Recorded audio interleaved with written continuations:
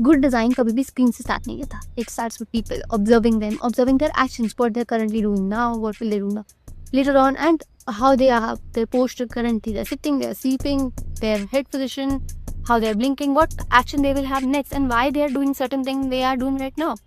So when you understand that, that's how you become a better observer. So hi, I'm Tanya and welcome to another video. And बिना time waste करे, I will tell you certain points that makes you a better observer. So what exactly observation means? Observation को मतलब ये नहीं होता that you stare at someone and look at them like just that person को पता लग जाए.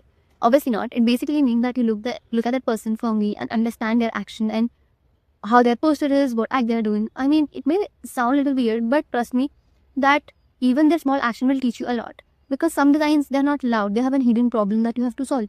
It's like even if that person is blinking twice, not once, right? So you notice that small action, their hand gestures. I mean, even if not about just human being, look at a plant, how it grows, its leaf, kitty's branches helps me understand that. I mean, when you start observing things deeply, you understand their value more.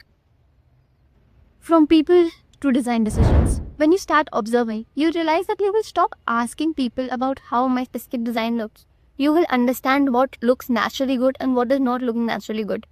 I mean, when you look outside, you start observing, you see that what exactly a nature or a natural pattern is making you feel like, right? So similarly, your design will also make you feel certain things when you have a good observation, and it will give you a sense of instinctive feeling that how it is exactly.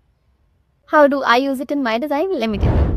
Before creating or jumping in the product, during the process only, it's really important that you understand what exactly your user want and what is your problem is.